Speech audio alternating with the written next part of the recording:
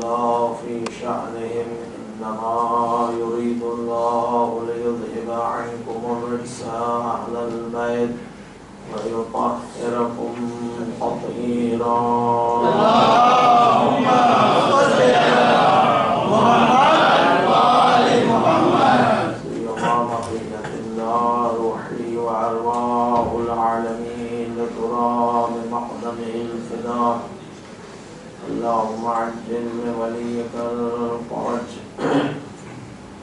ولعنة الله على أعدائهم أجمعين من يومنا هذا إلى يوم الدين أما بعد قال الله تبارك وتعالى في كتابه المجيد والفرقان الحميد وقوله الحق بسم الله الرحمن الرحيم السلام علي يوم ولدت ويوم أموت ويوم أبعث حيا صلوات اللهم صل على محمد وآل محمد مولا امام زمان اجل اللہ فرجہ شریف کی ظہور میں تعجیل امام کی سلامتی اور امام زمانہ کا خوشنودی حاصل کرنے کے لیے سب مل کر بآواز بلند صلوات پڑھیں اللہم صلی علی محمد وآل محمد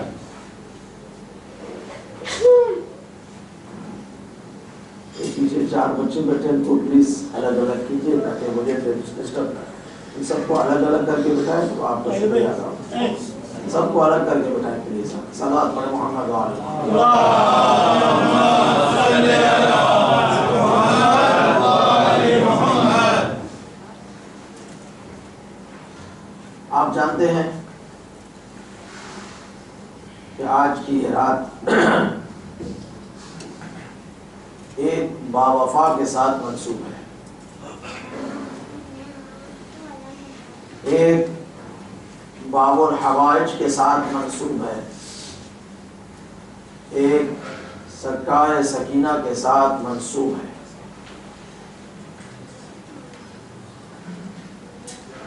پوری دنیا میں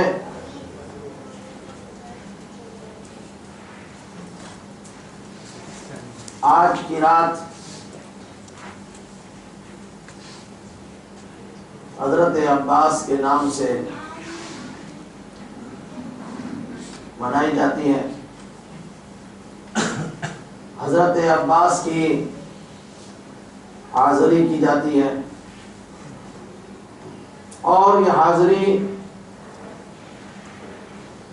فقط میں اور آپ نہیں کرتے اور شاید میں اور آپ کم کرتے ہوں لیکن دوسرے مذہب کے لوگ جن کو باب الحوائج سے بہت زیادہ عقیدت ہے باب الحوائج پر بہت زیادہ ایمان اور یقین ہے وہ باب الحوائج سے اپنی حاجتوں کو لیتے ہیں باب الحوائج کے پاس اپنی دلی حاجتوں کو بیان فرماتے ہیں اور اللہ باب الحوائج کے ذریعے سے ہر ایک کی مشکل کو آسان فرماتا ہے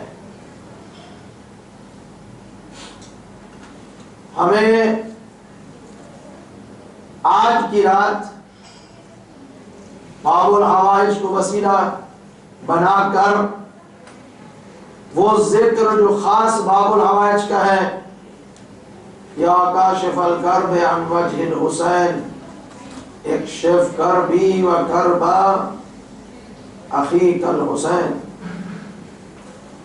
اس ذکر کو پڑھنا چاہیے اور اپنی جتنی بھی مشکلات ہیں جتنے بھی مسائل ہیں جتنی بھی تکلیفیں ہیں وہ آج کی رات پرچم باب الحوائج کے ساتھ لپٹ کر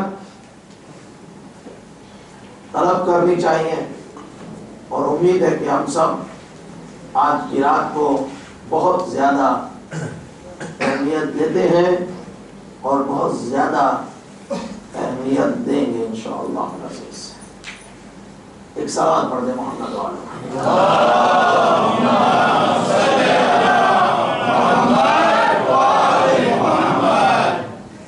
پہلے کہ میں گفتگو کا آغاز کروں، ظاہر ہے باب الحوائج کا دن ہے، مجھے معجزات ابوالفضل عباس بھی بیان کرنے ہوں گے۔ باب الحوائج کے مصائب بھی زیادہ ہیں، ان سب چیزوں کو اپنے اپنے مقام پر اور ٹائم کے اندر انشاءاللہ بیان کرنا ہے، لیکن ایک میسج ہے جو آپ تک پہنچانا چاہتا ہوں، اور وہ میسج میرے دوستوں کا ہے، نوجوانوں کا ہے، کہ ظاہر ہے بہت سارے کام ہو رہے ہیں۔ مولد حسین کا پروگرام بہت ہی خوبصورت ہر سال، پچھلے سال بھی ہوا، اس سال بھی الحمدللہ رب العالمین کیا جا رہا ہے۔ اس کے علاوہ کئی ایسے کام ہیں جس میں والنٹیئر کی ضرورت ہے، تو انشاءاللہ العزیز الحکیم اس امام کے کام میں، اس مشن کو آگے بڑھانے کے لیے آپ حضرات میں سے جو بھی والنٹیئر بننا چاہے، جو بھی اپنی خدمات دینا چاہے امام حسین علیہ السلام کے اس کام میں حصہ ڈالنا چاہے، وہ انشاءاللہ برادر رضوان کے پاس اپنا نام، ٹیلی فون، جو کچھ بھی وہ لکھتے ہیں وہ وہاں پر اپنا انشاءاللہ لکھا کر، ظاہری اس کاغذ پہ نام لکھا جائے گا، باطن میں حسین کے رجسٹر میں نام لکھا جائے گا۔ اب آپ کی مرضی ہے، جو بھی بسم اللہ پڑھے اور امام حسین علیہ السلام کے رجسٹر میں اپنا نام لکھا ہے، دیکھیں بہت زیادہ ہو جائیں گے، بہت زیادہ ہو جائیں گے انشاءاللہ۔ پھر یہ لوگ کہیں گے بہت ہو گیا، اب اعلان کرو کہ اب نہیں چاہیے، کیونکہ یہ قوم ہے، جب اس کو سمجھایا جائے تو اس قوم بہت بڑھ کر کام کرتی ہے۔ پھر جو ہے نا وہ کہتے ہیں اب لمٹ رکھی جائے، اب آپ کی مرضی پہ لمٹ رکھے نہ رکھیں، لیکن جب آئے تو پھر سب کو قبول کرنا پڑے گا۔ صلوات پڑھے محمد و آل محمد۔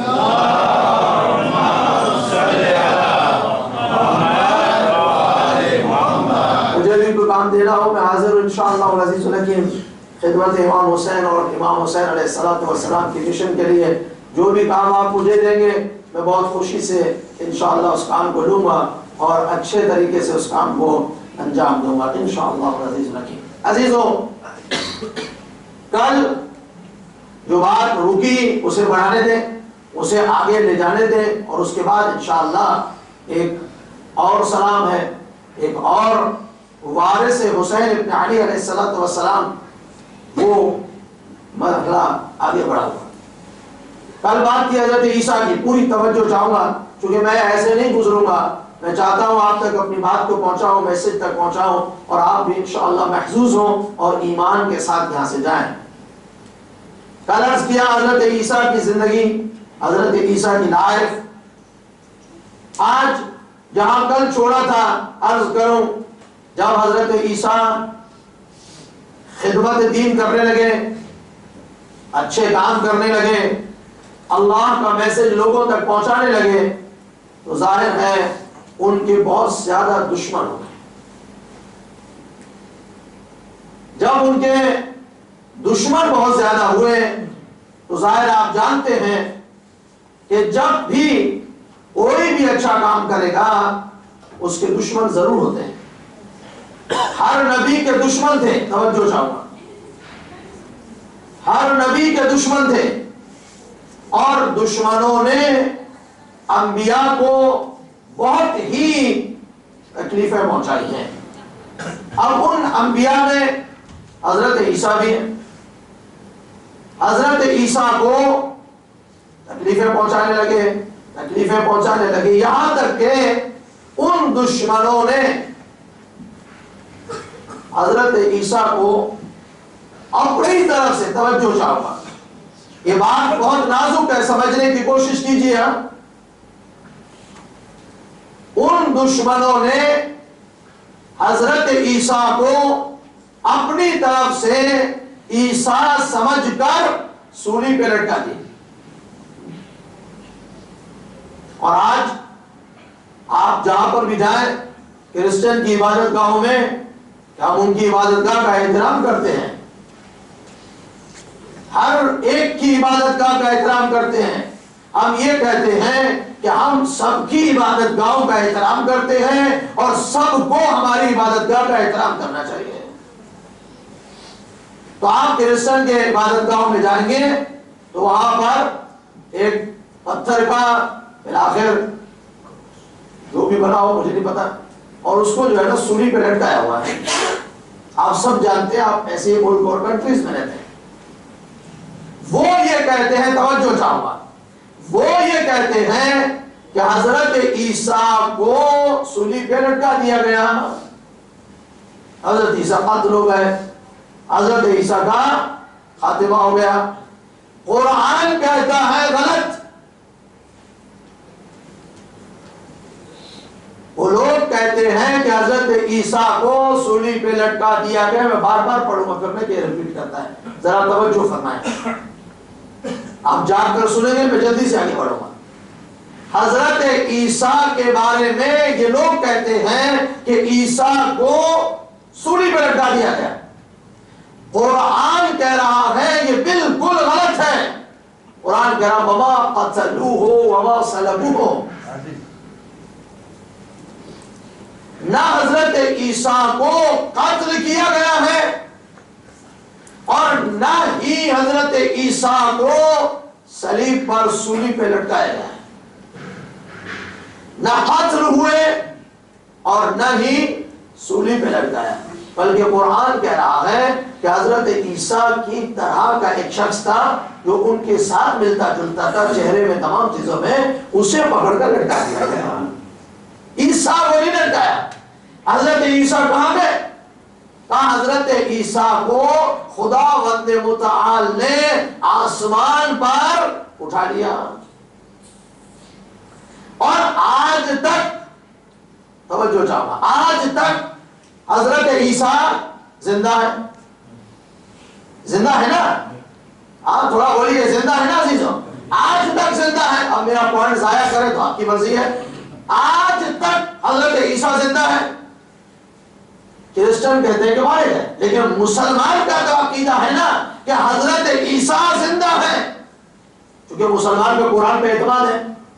تو اب میں مسلمانوں سے سوال کرتا ہوں، اور آپ بھی کبھی کبھی ان سے سوال کر لیجئے، مسلمانوں سے اتنا پوچھنا چاہتے ہیں حضرت عیسیٰ زندہ ہے، اور تقریباً اوپر نیچے مجھے معلوم نہیں ہے لیکن تقریباً تخمینہ لگائے 2000 ایئر ہو چکے ہیں، زیادہ یا کم اس کو چھوڑیں، 2000 ایئر ہو چکے ہیں تقریباً حضرت عیسیٰ کو آسمان پر گئے ہوئے۔ مسلمانوں کا عقیدہ ہے، چونکہ قرآن پر ایمان ہے، تو مسلمانوں کبھی تم نے یہ نہیں پوچھا، توجہ چاہوں گا، کبھی تم نے یہ نہیں پوچھا وہ جو زندہ ہے ابھی تک، اس کے زندہ رہنے کا فائدہ کیا ہے؟ یہ بات سمجھ رہے نہیں سمجھ رہے؟ مسلمانوں تم نے ابھی تک یہ نہیں سوال کیا کہ عیسیٰ نبی جو 2000 ایئر سے زیادہ یا کم زندہ ہے، آسمان پر ہیں، تو ان کا زندہ رہنے کا فائدہ کیا ہے؟ کبھی بھی سوال نہیں کیا۔ کرنا چاہیے آپ کو۔ کیوں زندہ ہے بھائی؟ کیا ضرورت ہے زندہ رکھنے کی؟ آپ نے کبھی سوال نہیں کیا۔ میں نے کل کہا تھا نا، جہاں نبی کی بات آتی ہے واہ واہ واہ واہ کرتے ہیں اور جھومتے ہیں ماشاءاللہ، لیکن جہاں امام کی بات آتی ہے وہاں جو ہے نا وہ ڈھیلے پڑ جاتے ہیں۔ نبی کے بارے میں جو 2000 ایئر سے زندہ ہے، کبھی نہیں پوچھا کہ وہ زندہ ہے تو اس کا فائدہ کیا ہے، اور جو 1200 سال سے زندہ ہے اس کے بارے میں روزانہ کہتے ہو اگر ہے تو غائب ہے، زندہ ہے تو فائدہ کیا ہے؟ بھائی جو زندہ رہنے کا فائدہ نبی کا ہے، وہی زندہ رہنے کا فائدہ امام کا ہے۔ صلوات پڑھے محمد و آل محمد۔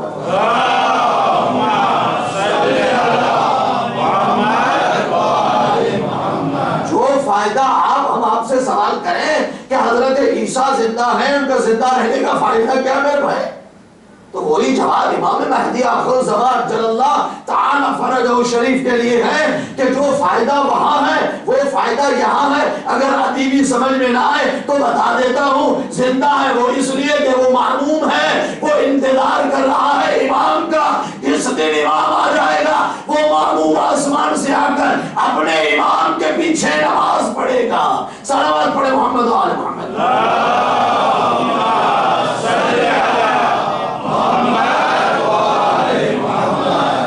حضرت عیسیٰ تو نماز نہیں پڑھائیں گے نا، ایمان ہے نا آپ کا؟ نماز کون پڑھائے گا؟ امام۔ نبی پیچھے نماز پڑھے گا، تو اب فائدہ زندہ رہنے کا وہاں پر پہلے بتا دو، انہیں زندہ رکھا اس لیے کہ انہوں نے معموم بننا ہے، ایک امام کا معموم بننا ہے، اور وہ امام کو کیوں زندہ رکھا ہے وہ بھی ہم بتا دیتے ہیں آپ کو۔ ایک صلوات پڑھیں محمد آل محمد۔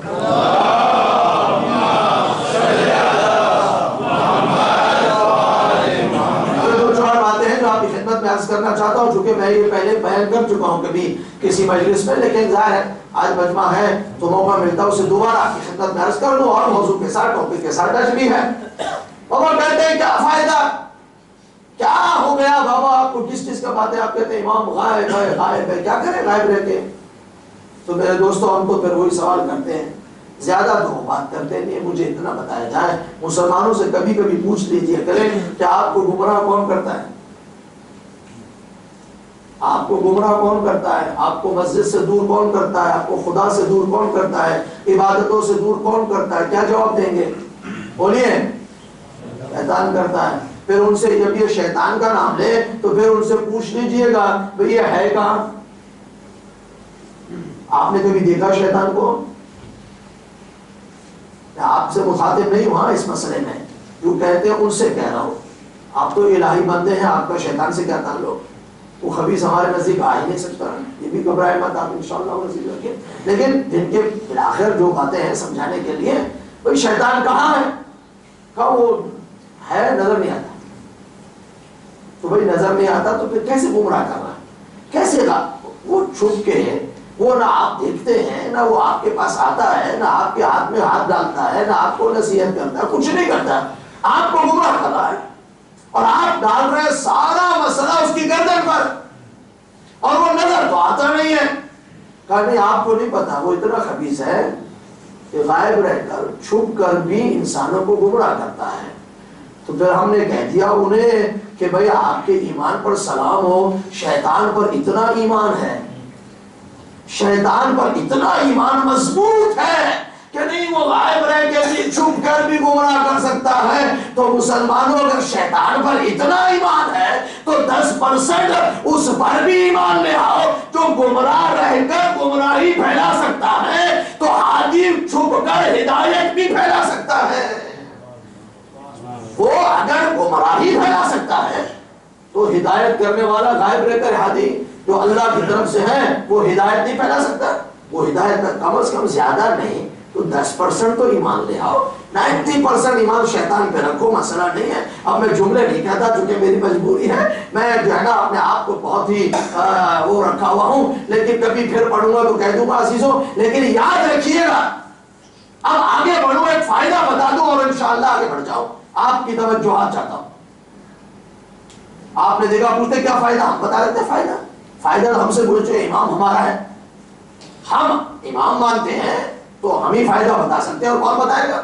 اب عزیزان محترم آپ کو معلوم ہے سب علاقے ایسے ہیں، کچھ کنٹریز ایسی ہیں، کچھ جگہ ایسی ہے کہ جہاں پر کچھ مہینے سورج نہیں آتا، جانتے ہیں نا آپ ماشاءاللہ ان تمام چیزوں سے آپ آگاہ ہیں، آپ ہی نے ہمیں سکھایا ہے کہ کچھ ایسی، قرآن تو میں سکھا سکتا ہوں، باقی چیزیں آپ ہی ہمیں سکھاتے ہیں کہ کچھ جگہ ایسی ہے جہاں پر سورج کچھ مہینے نہیں آتا۔ کتنے مہینے اس کو چھوڑیں، 6 مہینے 4 مہینے 3 مہینے جو بھی ہے، کچھ جگہ ایسی ہے جہاں پر سورج نہیں آتا۔ اب سوال یہ پیدا ہوتا ہے اس کنٹریز میں جہاں سورج کچھ مہینے نہیں ہوتا تو وہاں پر زمین کو سورج کی روشنی کی ضرورت ہے یا نہیں؟ ضرورت ہے نا، سورج کی روشنی کی ضرورت ہے، اس لیے کہ اس کنٹریز میں جو زمین میں اگ رہا ہے، جو پک رہا ہے، جو چیزیں بھی ہیں، اس کے لیے سورج کی روشنی کا ہونا بہت ضروری ہے۔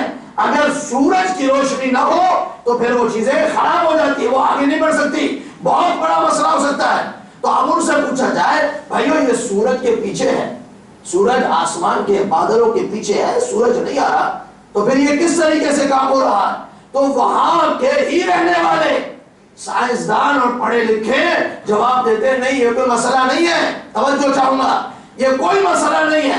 سورج آسمان اور بادلوں کو پیچھے رہتا ضرور ہے، لیکن اس کے پیچھے رہ کر اپنا کام ضرور کرتا ہے، وہ روشنی ضرور بھیجتا ہے، وہ اپنا کام ضرور کر رہا ہے۔ تو بس عزیزان محترم یہی ایگزامپل ہے، اگر سورج بادلوں کے پیچھے رہ کر اپنی وہ روشنی پہنچا سکتا ہے تو وہ امام زمانہ جس کی وجہ سے سورج خلق ہوا ہے، وہ امام زمانہ پردہ غیب میں رہ کر ہدایت کا انتظام کر سکتا ہے۔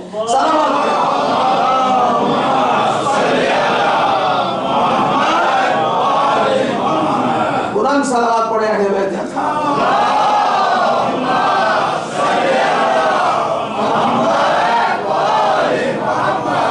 بس عزیزان محترم، آپ تھوڑا تھوڑا اس طرف ہو جائیے تاکہ جو آئے تو اس کو جگہ مل سکے۔ تھوڑا آپ اس طرف دروازے سے ہٹ جائیے پلیز۔ ایک اور صلوات پڑھے محمد و آل محمد۔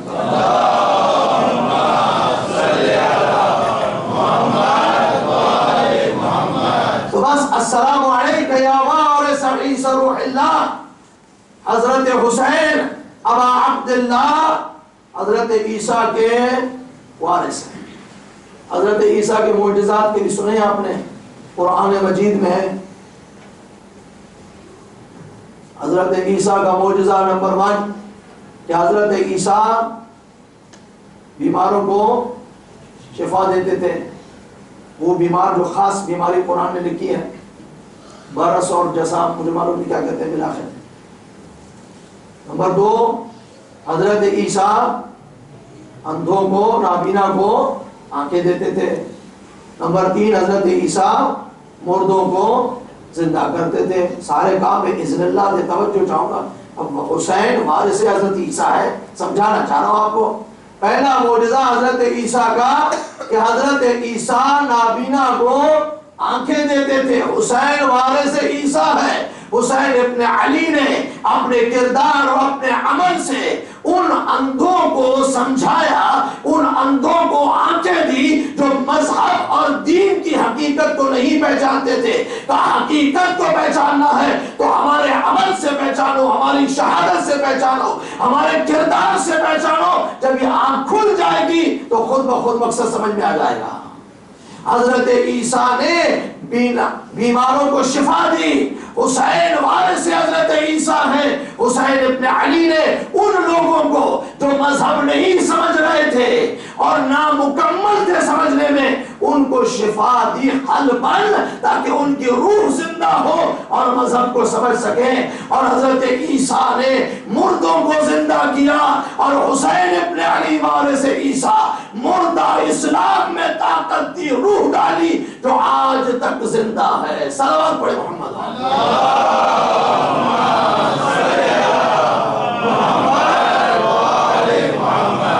عزیزان محترم، حسین وارث حضرت عیسیٰ، آگے بڑھیں۔ السلام علیکہ یا وارث محمد حبیب اللہ، سلام ہے۔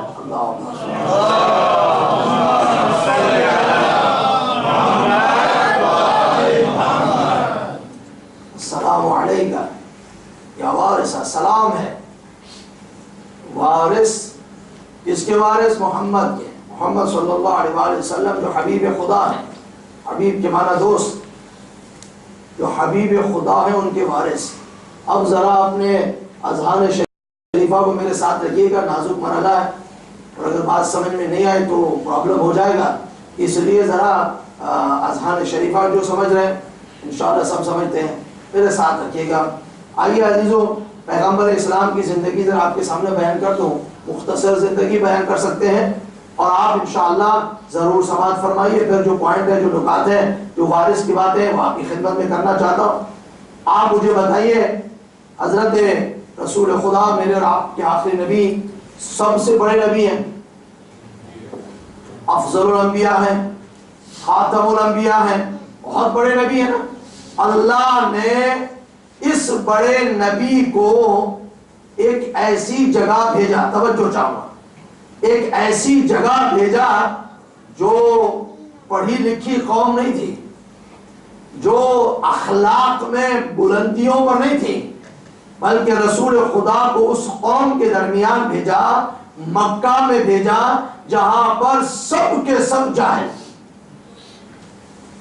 جہاں پر علم نام کی چیز نہیں ہے، جہاں تہذیب ہے نہیں، جہاں اخلاق کی کمزوریاں ہیں، جہاں بیٹیوں کو زندہ دفن کیا جاتا ہے، ایسے ماحول میں ایسی جگہ حضرت مصطفیٰ کو خداوند متعال نے بھیجا.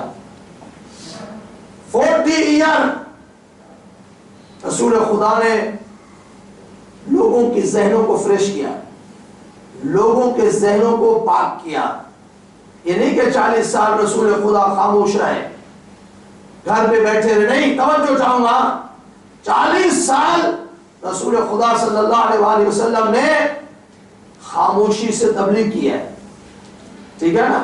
وہ ذہن بنائے ہیں, وہ میسج اپنے اخلاق کے ذریعے سے, کردار کے ذریعے سے. اب سبحان اللہ, کردار پیغمبر اسلام کا کیا کہنا, کتنا بلند ہے میرا رسول اور آپ کا رسول. پیغمبر اسلام کو وہ کافر جو محمد رسول اللہ نہیں مانتے تھے, لیکن وہ کافر یہ کہتے تھے یہ صادق بھی ہے, یہ امین بھی ہے, بہت سچا ہے. یعنی پیغمبر کی سچائی اور صداقت پر ایمان تھا, اور پیغمبر کی امانت داری پر ایمان تھا. کسے؟ کافر کو.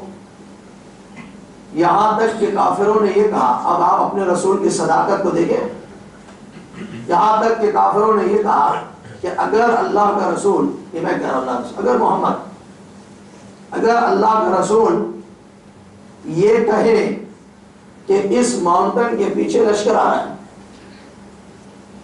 ماؤنٹن کے پیچھے سے لشکر آ رہا ہے, اور ہم دیکھ رہے ہیں, توجہ چاہوں گا عزیزان محترم, ہم دیکھ رہے ہیں کہ کوئی لشکر نہیں ہے.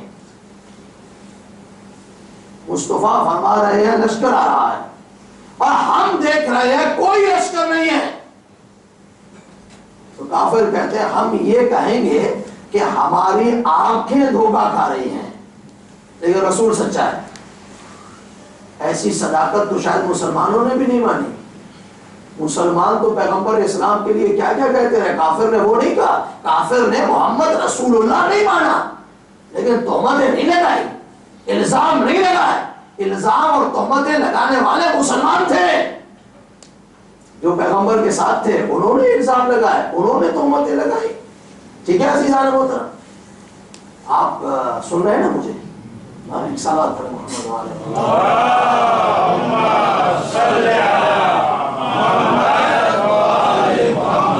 اب پیغمبر اسلام صلی اللہ علیہ وآلہ وسلم نے 40 سال کے بعد دعوت ذوالعشیرہ ہوئی. یہ تاریخ کا پڑھنا بہت ضروری ہے, سنا ہے آپ نے, میں بہت جلدی جا رہا ہوں. دعوت ذوالعشیرہ ہوئی, پیغمبر اسلام نے اعلان کیا, اور امیر المومنین علی ابن ابی طالب علیہ السلام کو اپنا وصی و جانشین بنایا. 40 سال ہو, اور اس کے بعد اعلان رسالت کے بعد 23 ایئر رسول خدا صلی اللہ علیہ وآلہ وسلم نے تبلیغ کا کام کیا مکہ اور مدینہ میں. پیغمبر نے لوگوں کے اخلاق کو بلند کیا, پیغمبر اسلام نے لوگوں کی تہذیب کو بلند کیا, ایمان کو بلند کیا, شرک سے نکالا, بت پرستی سے نکالا, ظلم و جور سے نکالا, انصاف اور عدل لے کر آئے. سارا کام رسول خدا نے کیا. پوری توجہ چاہوں عزیزوں, سارا کام میرے محمد نے کیا. اب سوال یہ پیدا ہوتا ہے, پیغمبر اسلام تو یہ سارا کام کر گئے, اب یہ بعد میں اسلام جو اتنا بلندی پہ تھا, اسلام جو اتنی عظمت پہ آ چکا تھا کہ ہر کافر نا امید ہو گیا, تو بعد میں پیغمبر اسلام کی آنکھ بند ہونے کے بعد اسلام دوسری طرف کیوں چلا گیا؟ اسلام میں اتنے تفرقے کیوں ہو گئے؟ اسلام میں یہ اتنا کچھ جو پھیل گیا ہے, وائے اس کا ریزن کیا ہے؟ یہ ریزن ہی میں بتانا چاہتا ہوں آج آپ کی خدمت میں. جو کچھ میں نے بیان کیا اس مقصد کے لیے بیان کیا ہے. عزیزان محترم, ایک ایگزامپل دینا چاہتا ہوں ذہنوں کو نزدیک کرنے کے لیے. وہ اسلام جو مصطفیٰ نے آخر دم تک پہنچایا, اس اسلام کو رسول کی آنکھ بند ہونے کے بعد آج اس حالت میں اسلام کیوں ہے؟ آج وائے اسلام اس مقصد پہ پہنچ چکا ہے. تفرقے آپس میں بیٹھ نہیں سکتے, مل نہیں سکتے, ایک دوسرے کے اوپر تہمت, الزام, یہ وہ, نہ سب نہ مسلمان. کیوں ہوا ایسا؟ وہ بتانا چاہ رہا ہوں. عزیزوں دیکھیے، ایک سمندر ہے نا، سمندر کا پانی جب اوپر سے آتا ہے تو پانی سمندر میں آ رہا ہے، جہاں سے آ رہا ہے وہ پانی بہت صاف ہوتا ہے، ایسے ہے نا؟ غلط ہو تو مجھے کہہ دیجیے گا، تو میں نے سنا ہے، میں نے دیکھا ہے، وہ یہی ہے، پتہ نہیں۔ جو پانی سمندر کا، جہاں سے سمندر میں پانی آتا ہے، جو ابتدا ہے وہ پانی بالکل صاف اور شفاف ہوتا ہے، چونکہ اس کے اندر کوئی رکاوٹ نہیں ہے، بالکل صاف ہے، توجہ چاہو، پورا صاف پانی ہے، شفاف پانی ہے، اور آپ لے کر جائیں تو آپ کو واقعہ اس پانی کو گلاس میں رکھیں تو آپ کو اپنی صورت بھی اس میں نظر آئے گی، اتنا شفاف۔ لیکن یہی پانی 4 5 6 جگہوں سے گزرتا ہوا ہم تک پہنچے، تو یہ پانی ویسا شفاف رہے گا؟ نہیں رہے گا نا، توجہ چاہ رہا، خدا کا سمجھ جائے میری بات کو، یہ پانی شفاف رہے گا؟ نہیں رہے گا، اس میں میل آ جائے گی، گند آ جائے گا، اس میں جو ہے نا وہ جراثیم آ جائیں گے، کیوں؟ اس لیے کہ وہاں سے گزرا، کوئی چیز مل گئی، آگے آیا کچھ اور مل گیا، اس طریقے سے ملتا ہے ہمارے پاس، توجہ چاہو۔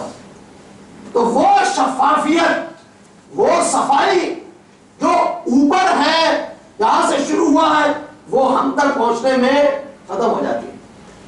اب اسے، توجہ چاہوں گا، اب اسے شفاف بنانے کے لیے کیا کیا جائے، یہ بعد میں آتا ہوں، لیکن میرے دوستوں جب یہ چیزیں ایسی پھیلتی ہوئی گئی تو پانی شفاف نہیں رہا۔ توجہ چاہوں گا، اسلام کو پیغمبر اسلام نے بہت ہی صاف اور شفاف طریقے سے پھیلایا، لیکن جب یہ اسلام جابروں کے پاس گیا، ظالموں کے پاس گیا، بادشاہوں کے پاس گیا، ملوکیت کے پاس گیا، جھوٹے راویوں کے پاس گیا، جھوٹے محدثین کے پاس گیا، تو انہوں نے اسلام کا نقشہ بدل دیا۔ یہاں تک کہ جب فاطمہ زہرا سلام اللہ علیہا انصار کے دروازے پہ گئی، اے انصار والو، اے مہاجرین، آؤ میرے علی کا ساتھ دو، تم نے سنا نہیں من کنت مولا فاز علی المولا، تم نے نہیں سنا رسول نے کہا علی منی وانا من، تم نے نہیں سنا علی کے فضائل؟ وہ کہنے لگے ہم بھول گئے، ہم نے سنا نہیں، ہماری بڑی عمر ہو گئی، ہم یہ ہو گئے، ہم وہ ہو گئے۔ کچھ راوی جھوٹے تھے جو درباری تھے، آج بھی موجود ہیں، میری باتوں کو آپ سنا کریں، میں غلط بات کبھی نہیں کرتا میرے دوست، سمجھائے، کبھی غلط بات نہیں کرتا، آج بھی درباری الحمدللہ دنیا میں موجود ہے، جو دربار سے پیسہ لے کر جو چاہو ان سے بکواس کروا لو، کرنے کے لیے تیار ہے، ہر جگہ موجود ہے، ہر جگہ موجود ہے، آج بھی موجود ہے، لیکن اس زمانے کی بات کر رہا ہوں، ان درباریوں نے، ان ملاؤں نے اور ان لوگوں نے جو جابر اور ظالم حکمران تھے، جب اسلام کو انہوں نے قبضے میں لے لیا تو اسلام کی دھجیاں اڑا دی، پھر اسلام میں گند آنے لگا، اسلام سے جس رسول نے ظلم ختم کیا تھا ظلم آ گیا، اسلام میں سے جس رسول نے عدالت کو برقرار کیا تھا وہ نکل گیا۔ یہ ساری چیزیں ہوئی، کس نے کیا؟ توجہ چاہوں گا، ظالموں نے، جابروں نے، راویوں نے، محدثوں نے، سب نے کیا نا۔ اب آئیے میرے پاس، تو اسلام کا بگاڑا کس نے بگاڑا؟ ان لوگوں نے، اور بگاڑا کیوں؟ توجہ چاہوں گا، اس لیے کہ اسلام کو اپنے حقیقی راستے سے ہٹا دیا گیا۔ اگر اس راستے پہ چلنے دیتے جس راستے پہ رسول خدا نے فرمایا تھا، بسم اللہ الرحمن الرحیم، توجہ چاہوں گا میرے بھائی، والشمس، اب چونکہ میری عادت ہے، ہاں توجہ چاہوں گا، والشمس والضحاها والقمر اذا تلاها، قسم ہے سورج کی اور سورج کی روشنی کی، قسم ہے چاند کی اور چاند سے جو روشنی نکلتی ہے، سورج کی بھی روشنی ہے، توجہ چاہوں گا میرے بھائی، سورج کی بھی روشنی ہے، چاند کی بھی روشنی ہے یا نہیں ہے؟ لیکن میں اب آپ سے پوچھوں، مجھے بتاؤ، سورج کی روشنی زیادہ ہے یا چاند کی روشنی زیادہ ہے؟ کیا بولیں گے؟ سورج کی، خدا کا شکر ہے سن رہے، سورج کی روشنی زیادہ ہے، ٹھیک ہے نا عزیزو، چاند کی روشنی کم ہے۔ اب میں آپ سے پوچھتا ہوں، جب سورج نکلتا ہو، جب سورج کی روشنی ہو، کوئی موذی جانور جو بہت ہی خطرناک جانور ہو، وہ آپ کو کہیں بازار میں نظر آئے گا؟ نہیں آئے گا نا۔ موذی جانور دن کو نہیں نکلتے، خطرناک جانور دن کو نہیں نکلتے، نہیں نکلتے، اس لیے کہ دیکھے جائیں گے، مار دیے جائیں گے، مرنے کا خطرہ ہے، اس لیے نہیں نکلتے، توجہ چاہ رہا ہوں، اس لیے نہیں نکلتے، مر جائیں گے، مرنے کے خطرے سے چھپ کے بیٹھے ہوتے ہیں۔ کب نکلتے ہیں؟ رات کو نکلتے ہیں، اس لیے کہ رات کا اندھیرا ہوتا ہے چاند کی روشنی کم ہوتی ہے، اس روشنی میں یہ موذی جانور کام کر جاتے ہیں، ممکن ہے نظر آئے ممکن ہے نظر نہ آئے۔ تو توجہ چاہوں گا، جو خطرناک جانور ہے وہ دن کو نہیں نکلتا، وہ رات کو نکلتا ہے۔ والشمس وضحاها، اب تفسیر کرتا ہوں روایت میں، والشمس یعنی محمد، والقمر یعنی علی، محمد کی قسم ہے، محمد کے نور کی قسم ہے، علی کی قسم ہے، علی کے نور کی قسم ہے۔ تو عزیزوں، جب تک مصطفیٰ زندہ رہے کسی منافق کو باہر نکلنے کی جرأت نہ ہوئی، اور جیسے محمد کا چاند غروب ہوا سارے منافق رات کو نکل کر علی پر حملہ آور ہو گئے۔ صلوات پڑھے محمد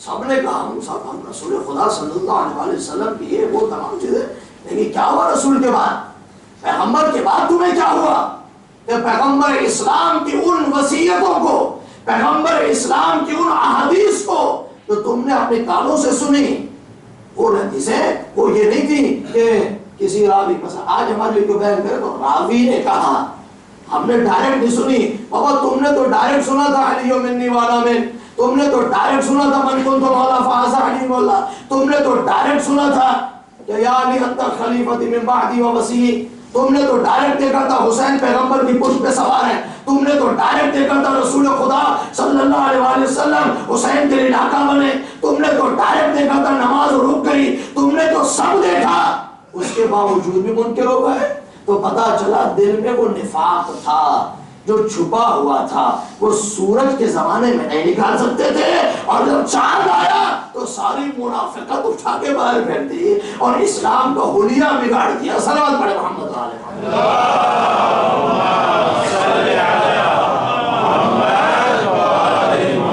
توجہ چاہنا عزیزان محترم، حسین وارث انبیاء، یہ ذہن میں رکھیے گا۔ آج بیان کر رہا ہوں حسین وارث محمد مصطفیٰ صلی اللہ علیہ وآلہ وسلم، لیکن دو چار باتیں سنیے گا۔ اب یہاں تک اگر آپ میری بات سن چکے ہو، میرے ساتھ دیا آپ نے، اب میں آپ کو بتاؤں یہ پانی جو گندا آ رہا ہے، تو آگے 5-6 جگہوں پر پہنچنے کے بعد گندا ہو گیا، اس کو شفاف کیسے بنائیں گے؟ فرماتے ہیں کہ اگر وہاں سے، توجہ چاہوں گا، اگر وہاں سے جہاں سے شفاف پانی آتا ہے، اگر وہاں سے ٹیوب لگا دی جائے، ٹیوب کا انتظام کر دیا جائے، تو وہ پانی ہزاروں میل تک بھی صاف رہے گا، اس لیے کہ ٹیوب لگایا گیا ہے۔ وہ گندگیاں ساریاں، اب اندر توجہ چاہوں گا، بخدا توجہ چاہوں گا، وہ ساری گندگی جو راستے میں آنی تھی نا وہ رک گئی ہے۔ اب یہ ٹیوب کے ذریعے سے جو پانی ہزاروں میل جائے گا تو پانی صاف و شفاف ملے گا، ویسا ہی ملے گا جیسا وہاں پر ہے۔ توجہ چاہوں گا عزیزان محترم، اب پہچانیے نبوت کے بعد امامت کو رکھا کیوں گیا تھا، اس لیے کہ نبی کو دنیا سے جانا ہے، تو نبی کے بعد یہ ٹیوب ہے امامت کی، اگر دین یہاں سے لیا تو گمراہ نہیں ہوگے۔ صلوات پڑھے محمد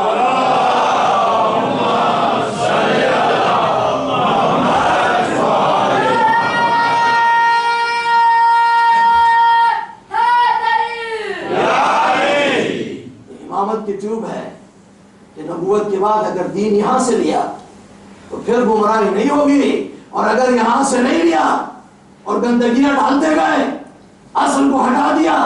اب قرآن کہہ رہا ہے، میں تو کچھ اپنی طرف سے بات کروں تو مجرم، قرآن کہہ رہا ہے اگر تم نے تو روک لیے، بہت سارے راستے اختیار کیے تو صراط مستقیم پر پہنچ نہیں سکتے، بہت سارے گڑبڑ والے راستے لے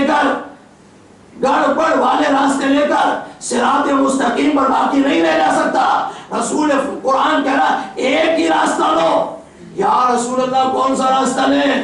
قرآن میں قائدین الصراط المستقیم روزانہ کہتے ہیں۔ میرے بھائی توجہ چاہوں گا، جس نے، میں ایمان کی بات کر رہا ہوں، جس نے دین اس ٹیوب سے لے لیا، جس نے دین مصطفیٰ کے بعد امامت سے لیا، وہ کہتے ہیں اہدنا الصراط المستقیم صراط الذین انعمت علیہم غیر المغضوب علیہم ولا الضالین، بعد میں کہتے ہیں الحمدللہ رب العالمین، یعنی ہم نے وہ دیکھ لیا ہے۔ اللہ اکبر، ہم نے وہ دیکھ لیا ہے، اب ہمیں قائم رکھ الحمدللہ رب العالمین۔ اور باقی میں نہیں سمجھتا کیا ہے، آپ کو سمجھ جائے تو عزیزان محترم، پیغمبر اسلام صلی اللہ علیہ وآلہ وسلم تو ہم نے وہاں سے دین لیا ہے، اور اس لیے ہمارا دین شفاف ہے، اس لیے ہمارا مذہب شفاف ہے، ہمارے مذہب میں کسی قسم کا کوئی مسئلہ نہیں ہے۔ کیوں؟ اس لیے کہ ہم نے امامت سے سلسلہ چلایا ہے، اور وہ دین اسلام آج بھی بلند ہے۔ اس لیے کہتے ہیں دو اسلام ہے، ایک اسلام غدیری ہے اور ایک اسلام ثقیفائی ہے۔ اسلام غدیری اسی نبوت کا سلسلہ ہے، اور اسلام ثقیفائی جو ٹوٹ جائے بیچ میں اور پھر نہ جانے کیا کیا ہو جائے، اسے کہتے ہیں اسلام ثقیفائی، اور جس میں فقط غدیر رہے وہ اسلام غدیری ہمارا ہے۔ بلند صلوات پڑھے محمد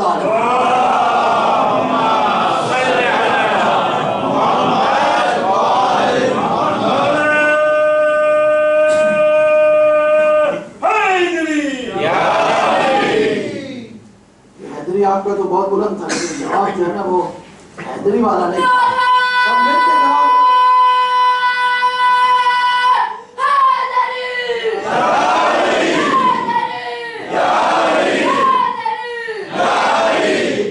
صلوات پڑھ دے محمد آل محمد۔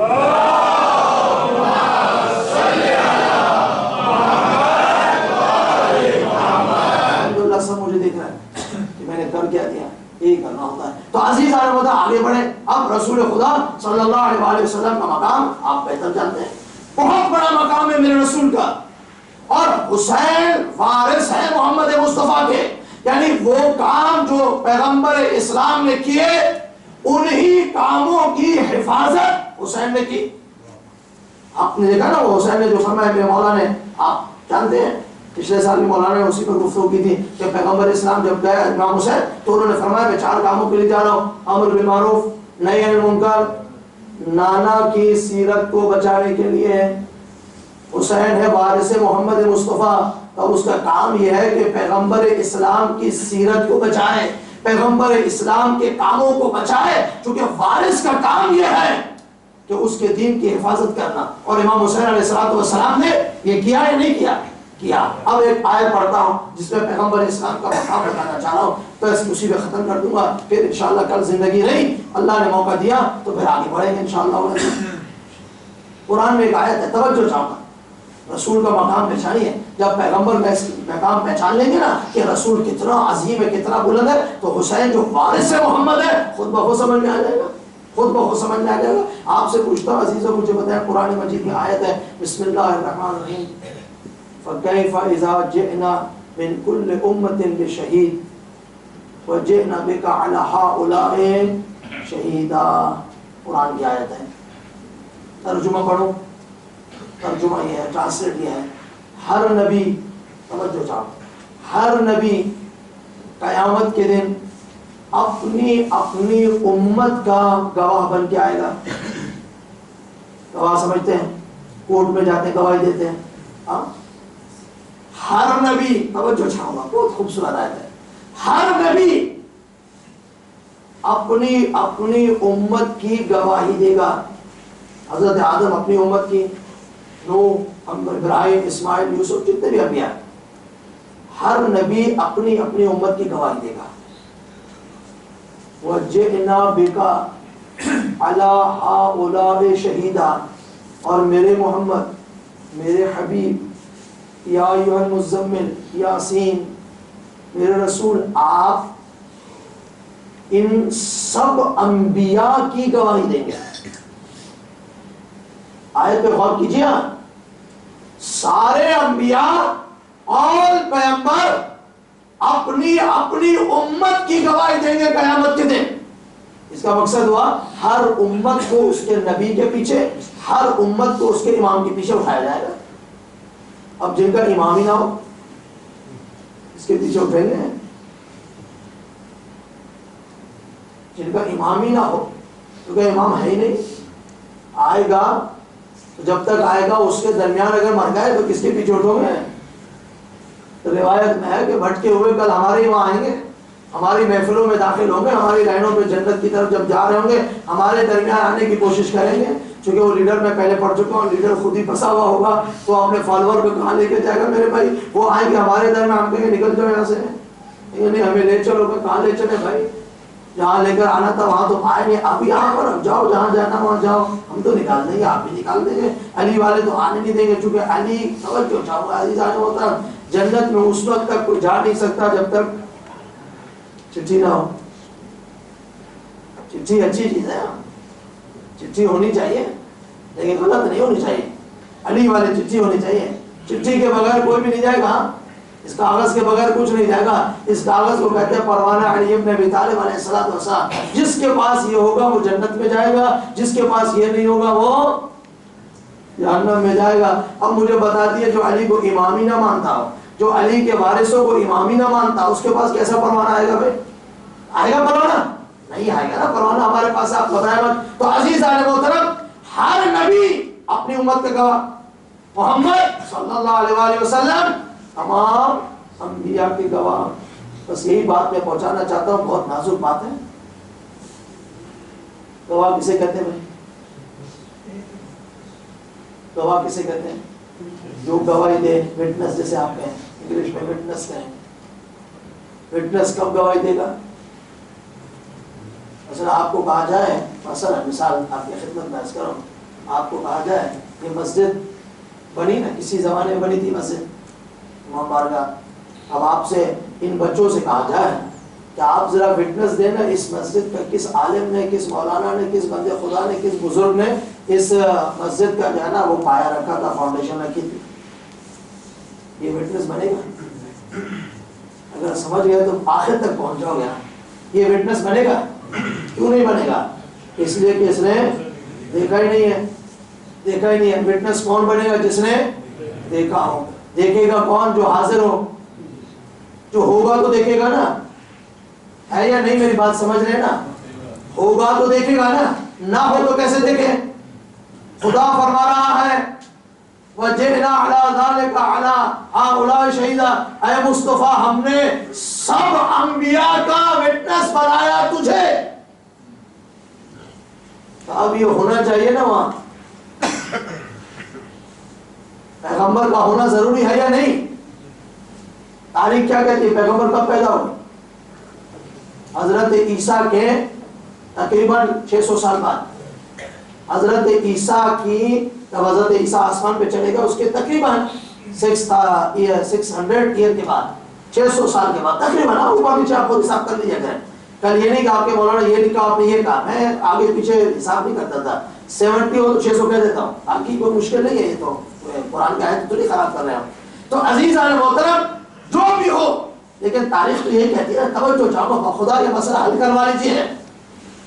تاریخ تو یہی کہتی ہے نا، حضرت عیسیٰ کے نہ جانے کتنے 100 سال بعد پیغمبر آئے، اور گواہی دینی ہے آدم کی، گواہی دینی ہے نوح کی، گواہی دینی ہے ابراہیم کی، وٹنس بننا ان کا۔ تو میرے بھائی وہ تھے نہیں تو وٹنس کیسے؟ وہ تھے نہیں، توجہ چاہوں گا، تھے نہیں، آپ پہنچ گئے، وہ تھے نہیں تو وٹنس کیسی؟ اگر کوئی کہے نہیں تو قرآن کہہ رہا ہے کہ وٹنس ہے، ہر نبی کے وٹنس ہیں۔ تو عزیزان محترم توجہ چاہوں گا، بس یہیں پر روک دیتا ہوں اپنی بات کو۔ اگر آپ یہ کہیں کہ نہیں ہم نہیں مانتے تو پھر حدیث تو نہیں، قرآن کی آیت ہے، تو خدا کہہ رہا ہے آپ نے وٹنس بنایا۔ وٹنس جب تمام انبیاء کے ہیں تو ہونا ضروری ہے۔ تو یہ پتا چلا کہ جب آدم تھے تو محمد اس سے پہلے تھے۔ اللہ اکبر، توجہ چاہ، اسی لیے تو رسول نے فرمایا کنتو نبیًا، میں نبی تھا اس وقت جب آدم پانی اور مٹی کے درمیان تھے، ابھی مٹی بھی کمپلیٹ نہیں ہوئی تھی، میں وہ دیکھ رہا تھا۔ اللہ اکبر، اللہ اکبر۔ اگر مصطفیٰ کی یہ بات سمجھ میں آ گئی تو خدا کی قسم اکیلے مصطفیٰ نہیں ہے، پھر ان کے ساتھ بہت کچھ آئے گا اور اس پر ایمان رکھنا پڑے گا۔ عزیزان محترم توجہ چاہوں گا، اب پیغمبر تھے اس لیے تو وٹنس ہے نا، ٹھیک ہے عزیزان محترم؟ قرآن کہہ رہا تھے تاریخ کہتی ہے کہ اتنے سالوں کے بعد آئے. اس کا مطلب پتا چلا پیغمبر کے دو وجود ہیں. ایک ہے وجود نوری اور ایک وجود ہے بشری خاکی. توجہ چاہوں گا عزیزان محترم. اب دیکھیں نور ہے رسول. اب نوری صورت میں ہماری ہدایت تو نہیں کر سکتے نا. اس نور میں آئے تو ہمارا کیا حشر ہو جائے, ہم دیکھ ہی نہیں سکتے.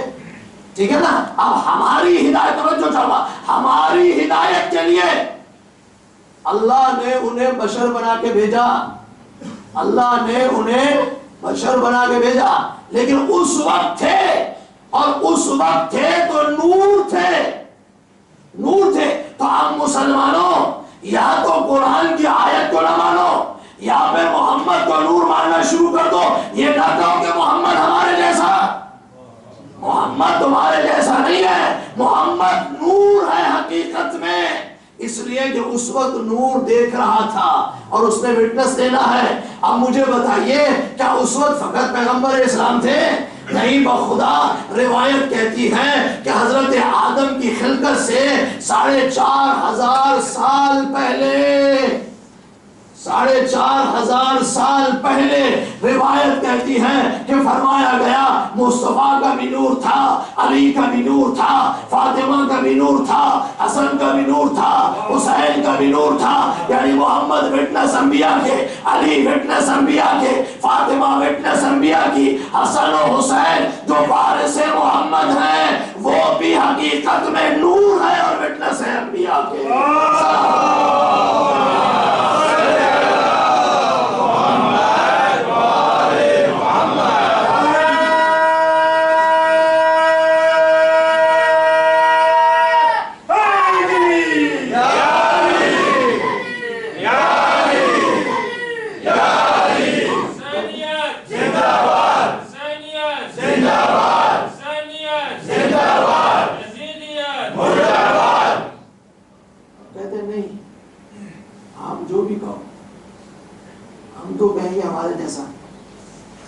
کیوں آپ جیسا اس لیے کھاتا پیتا ہے,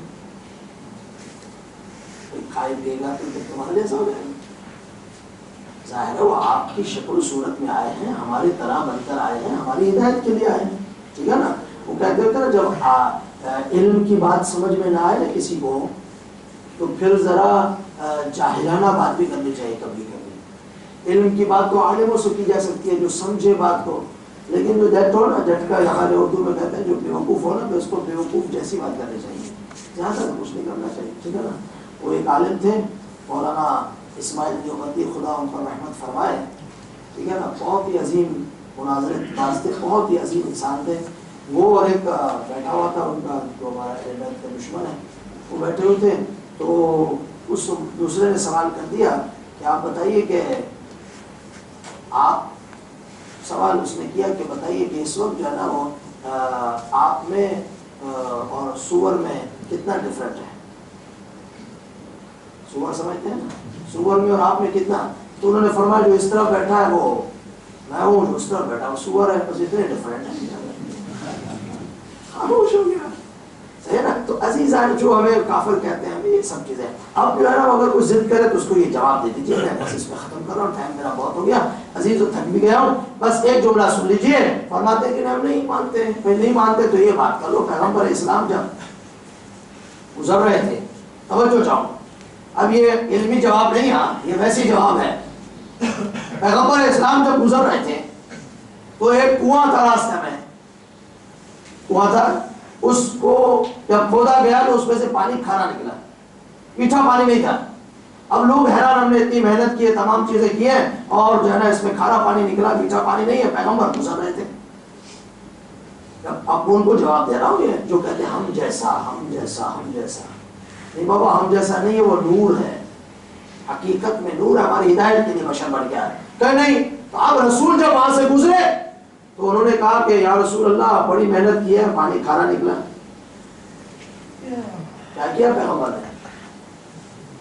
ادب سے کہتے ہیں لعاب دہن, اور دوسری زبان میں کہتے ہیں تھوک. ادب سے لعاب دہن, ویسے تھوک. پیغمبر اسلام نے لعاب دہن پھینکا. اب سوال یہ پوچھتا ہوں میں آپ سے کیا یہ لعاب دہن پھینکنے کے بعد اس کنویں کو بند کر دیا کہ رسول نے تھوک پھینک دیا کون پیے گا اب اس کی؟ یا ہر آنے جانے والا بڑے سے بڑا چھوٹے سے چھوٹا بڑے سے بڑا میں جو ہے وہ کیا کہوں سب نے آیا اس پانی کو پیا یا چھوڑ دیا؟ پیا. اور پانی میٹھا ہوا یا نہیں میٹھا ہوا؟ بس کسی عالم نے کہا تھا میں کچھ نہیں کہتا میں نے ان سے سنی آپ تک پہنچا دیتا ہوں اگر کوئی نہ مانے تو یہ جواب دے دیجیے گا میرے بھائی پیغمبر وہ ہے رسول وہ ہے جس کا لعاب دہن پھینکنے کے بعد بھی وہ پانی میٹھا اور سب پیتے ہیں بڑی خوشی سے پیتے ہیں شوق کرتے ہیں. اس عالم نے کہا اگر تم رسول جیسے ہو تو اپنے کھانے میں تھوک پھینک دو اور بیوی کو کہو ذرا کھائے. جس کا تھوک اور جس کی وہ چیز بیوی نہیں کھاتی وہ محمد جیسا بننا چاہتا ہے. صلوات پڑھے محمد.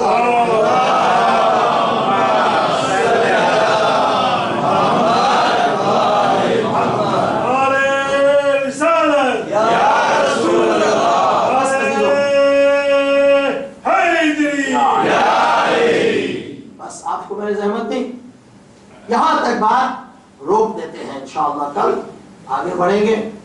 محمد مصطفیٰ نوری مخلوق ہے اور حسین ابن علی وارث پیغمبر اسلام صلی اللہ علیہ وآلہ وسلم ہے اور پیغمبر کی تمام چیزوں کی حفاظت شریعت کی حفاظت حسین ابن علی علیہ السلام. اور حسین نے پیغمبر اسلام صلی اللہ علیہ وآلہ وسلم کی شریعت کی حفاظت کے لیے اپنا سب کچھ دے دیا. یہ نہیں ہے گھر بیٹھے حفاظت کرنے نہیں سب کچھ دے دیا. اے میرے نانا کے دین تجھے اکبر چاہیے تو حاضر ہے. نانا کے دین قاسم چاہیے تو لے جا. نانا کے دین علی اصغر چاہیے وہ بھی دوں گا. نانا کے دین اگر میری ضرورت پڑی تو میں بھی گلا کٹواؤں گا. نانا کے دین اگر ہماری شہادت کے بعد زینب و کلثوم کی چادر چاہیے وہ بھی دیں گے. لیکن اے نانا کے دین تیری حفاظت کرنا میری ذمہ داری ہے اس لیے کہ میں وارث محمد ہوں. مزادارو بس آگے اس منزل پر جہاں آنا چاہتے تھے. آج کی یہ رات باب الحوائج کی رات ہے. آج کی یہ رات حاضری عباس کی رات ہے. آج کی یہ رات نظر و نیاز کی رات ہے. باب الحوائج کو تو آپ جانتے ہیں. عباس سرکار سکینہ ہے. عباس حسین کی مدد کرنے والے ہیں. عباس زینب کبریٰ کا سہارا ہے. عباس خیموں میں بیویوں کی ڈھارس ہے.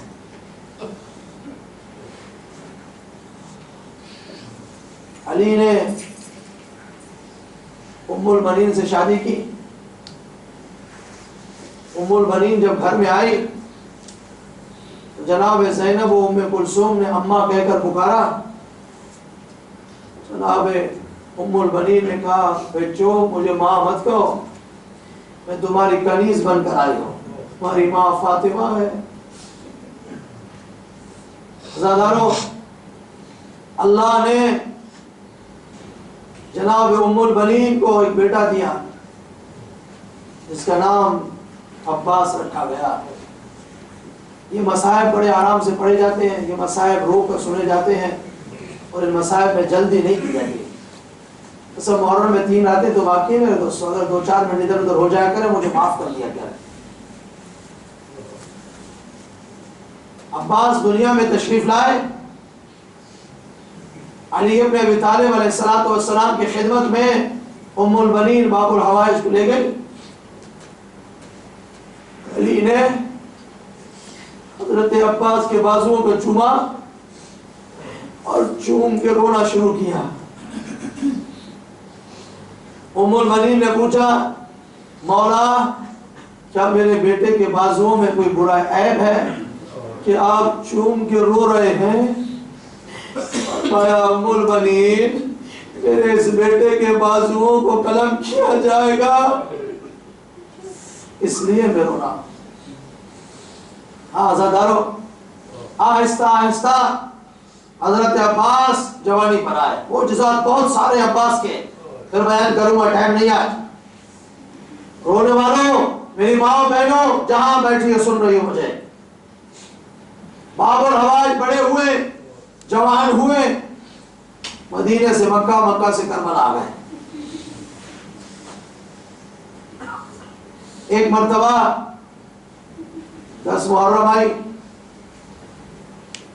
حضرت عباس اپنے مولا کے پاس آئے، کہ عباس بھائی نہیں کہہ رہے، کہ ماں نے کہا ہے بیٹا جب تک زندہ رہو تو اپنے مولا کو مولا کہہ کے پکارنا، بھائی مت کہنا۔ وفائے عباس کو تو دیکھے نا کس طرح اپنی ماں کا حکم مانا۔ اللہ اپنے مولا کے پاس آئے، بڑے آرام سے پڑھو، مولا آقا مجھے لڑنے کی اجازت ہے، میں جاؤں میدان میں؟ حسین نے عباس سے کہا عباس تو میرے لشکر کا سالار ہے، تجھے میں کیسے اجازت دوں؟ عزاداروں بس یہ جملہ سننا تھا۔ عباس نے فرمایا مولا وہ لشکر کہاں ہے جس کا میں سالار؟ عزاداروں آپ کو ایک جملہ میں سناتا جاؤں۔ پہلے کسی نے امام زمانہ کو خواب میں دیکھا اور امام زمانہ علیہ السلام سے کہا مولا آپ ہمارے گھر کیوں نہیں آتے؟ مولا آپ ہمارے پاس آئیے نا، میری محفل میں آئیے۔ تو پتا حضرت امام زمانہ نے کیا فرمایا، سنو گے؟ امام زمانہ نے فرمایا اگر تو چاہتا ہے کہ ہم تمہارے گھر میں آؤں، میں تمہارے گھر میں آؤں، تمہاری محفل میں آؤں، تمہاری مجلس میں آؤں، تو پتہ ہے کیا کرو مولا آپ جو فرمائیں؟ فرمایا تم میرے چچا عباس کے مسائل پڑھو، میں خود بخود تمہارے درمیان آ جاؤں۔ ایک شخص روزانہ حضرت حسین کی زیارت پڑھتا تھا، جناب زہرا کو خواب میں دیکھا، بی بی فاطمہ سے فرما رہی ہے تو میرے ایک بیٹے کی زیارت نہیں کرتا؟ وہ کہتا بی بی میں آپ کے بیٹے کی زیارت کرتا ہوں۔ فرمایا نہیں تو میرے بیٹے کی زیارت نہیں کرتا؟ کہتا بی بی میں زیارت کر کے آیا ہوں۔ فرمایا تو میرے ایک بیٹے کی زیارت کرتا ہے، دوسرے بیٹے کی زیارت نہیں کرتا۔ بی بی اتنا تو بتائیے وہ آپ کا دوسرا بیٹا کون ہے؟ فرمایا میرا عباس بیٹا۔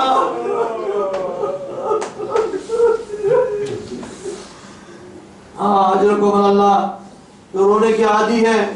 عزادارہ نے سید الشہداء امام حسین نے جناب عباس کو اجازت نہیں دی۔ حضرت عباس سر جھکائے ہوئے خیمے کی طرف آئے تو سبیل حسین لگانے والوں چھوٹے چھوٹے بچوں کو جب پانی پلاؤ تو عباس کو یاد کرو، جس مقصد کے لیے حضرت عباس گئے۔ عزاداروں آ کر خیمے کے باہر بیٹھ گئے، اداس بیٹھے ہیں حضرت عباس کی اجازت نہیں ملی۔ اتنے میں 4 سالہ سکینہ خیمے سے باہر آئی، فرمایا مولا چچا جان آپ بیٹھے ہیں، ہمیں پیاس لگی ہے، اصغر پیاسے ہیں، خیمے میں پانی نہیں ہے، بچے پیاسے ہیں۔ عزادارہ نے سید الشہداء عباس نے کہا آؤ سکینہ میرے ساتھ چلو۔ جناب عباس نے سکینہ کو لیا، حسین کی نظر سکینہ پہ پڑی، کہا عباس میں سمجھ گیا کہ سکینہ کو کیوں ساتھ لے کر آئے ہو۔ عزاداروں فرمایا بس عباس اب سکینہ ساتھ آئی ہے تو جاؤ میں تمہیں اجازت دیتا ہوں، لیکن مگر پانی لانے کی اجازت ہے، جنگ کرنے کی اجازت نہیں ہے۔ اجازت ملی، میں بہت مختصر شرح لمحہ آ گیا، اجازت ملی۔ امام زمانہ کا عباس جب خیموں سے خدا حافظ کرو، جناب ابوالفضل عباس خیموں میں آئے، ہر بیوی سے خدا حافظ کیا، اپنی بہن زینب کے خیمے میں آئے، کہا بہن خدا حافظ، یہ اجڑ جائے گی 2 راتوں کے بعد، بی بی زینب کا ماتم کرو گے شام غریبہ میں۔ عزاداروں ایک مرتبہ جب سے جناب عباس نے کہا بہن خدا حافظ، بہن نے پوچھا کہاں جا رہے ہو؟ کہا مقتل میں جا رہا ہوں۔ بس یہ سنا اپنی چادر کو اتار دیا، اپنے ہاتھوں کو چومنے لگی۔ عزاداروں ایک مرتبہ جناب عباس نے پوچھا بہن زینب یہ کیا ہو رہا ہے، یہ کیا فرما رہی، کیا کر رہی ہے؟ فرمایا عباس میرے بابا نے مجھے کہا تھا زینب ایک دن آئے گا تیری چادر کو لوٹا جائے گا، تیرے ہاتھ میں رسی آئے گی۔ میں کہتی تھی جس کا عباس جیسا بھائی موجود ہو چادر کون ڈھونڈ سکتا؟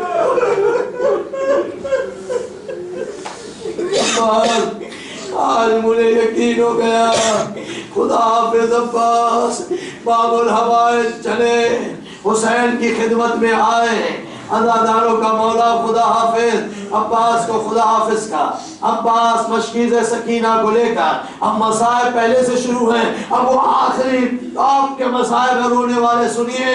عباس چلے، ڈیفینس کرتے ہوئے نہر فرات پہ پہنچے، مشکیزہ سکینہ کو بھرا، جب پانی سے مشکیزہ بھر لیا، اب کہتے ہیں عباس بھی خود پیاسے تھے۔ بعض علماء یہ کہتے ہیں عباس نے اپنے ہاتھ میں پانی لیا، پینے کا ارادہ کیا ہوگا، اتنے میں پانی کو دیکھا، پھر پانی کو پھینک دیا۔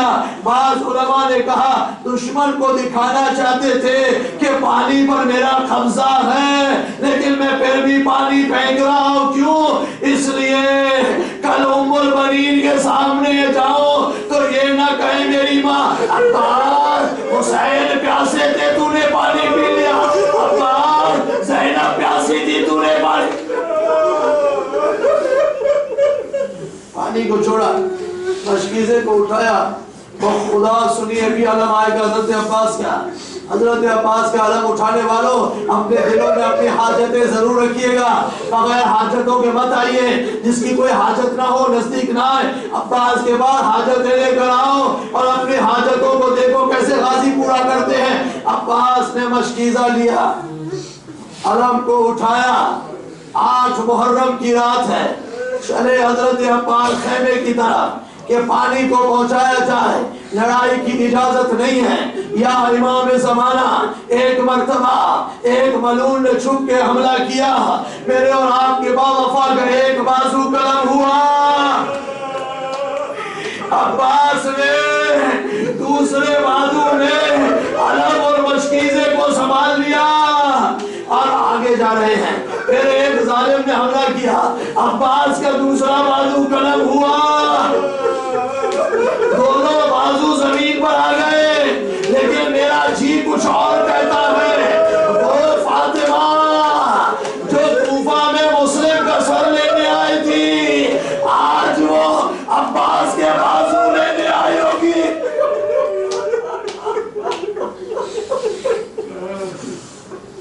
غازی نے اپنے بازوؤں کی پرواہ، 2 جملوں کی زحمت دینا، غازی نے اپنے بازوؤں کی پرواہ نہ کی۔ میری ماں بہنوں عزاداروں، ایک مرتبہ عباس نے مشکیزہ سکینہ کو اپنے دھاتوں میں سنبھال لیا کہ یہ پانی خیمے تک پہنچاؤ، اور سکینہ وہاں کہہ رہی ہے بچوں اپنے کوزے تیار کرو، میرا چچا پانی لے کے آ رہا ہے، میں پہلے تمہیں پانی پلاؤں گی اور پھر خود پانی پیو گی۔ بچے پانی کے لیے تیار ہیں۔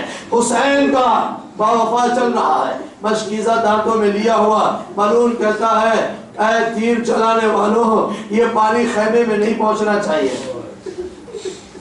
یا امام زمانہ مجھے معاف کرنا، اگر کوئی جسارت ہو جائے، عزاداروں سامنے سے تیر آئے، سنو گے میں پڑھوں آپ سنو گے، ایک تیر عباس کی آنکھ میں لگا، کچھ تیر مشکیزہ سکینہ میں لگے، پانی زمین پہ آنے لگا۔ عباس نے نگاہ خیمے کی طرف کی، فرمایا سکینہ چچا کو معاف کرنا، پانی پہنچا نہ سکا۔ بس یہ کہہ کر حسین کے باوفا نے اپنی آنکھ کا تیر نکالنا چاہا، بس سن لو میں نے چھوڑ دیا ممبر، اے تیر نکالنا چاہا، ایک مرتبہ ہاتھ کو ساتھ نہیں ہے، تیر کیسے نکالے؟ عباس جھکے کہ ان گھٹنوں کے ذریعے سے تیر نکالو، بس عزاداروں جیسے جھکنا تھا، ایک ملعون نے عباس کے کمر میں گوز مارا، باوفا گھوڑے پہ سنبھل نہ سکا۔ امام زمانہ فرماتے ہیں سلام ہے اس شہید پر، جب گھوڑے سے زمین پر آیا تو بازو ساتھ نہ تھے، حسین جلدی سے پہنچے، عباس کے بازوؤں کو اٹھایا، چوما، عباس کے بدن کے پاس پہنچے، عباس کوئی وصیت ہے، بس ختم کرو، عباس کی وصیت ہے، آقا ایک وصیت ہے میری لاش خیمے میں نہ لے جانا، مجھے سکینہ سے شرم آتی ہے۔ عزاداران سید الشہداء ایک جملہ سنیے گا، حسین نے کہا عباس ساری زندگی بھائی نہیں کہا، اب ایک مرتبہ بھائی تو کہہ دے۔ حکم امام ملا، عباس نے بھائی کہہ کر پکارا، عباس کی روح نے پرواز کیا، اے سکینہ اب تماچے لگے تو عباس کو یاد نہ کرنا۔ ماتم حسین یا حسین یا حسین یا حسین یا حسین یا حسین یا حسین۔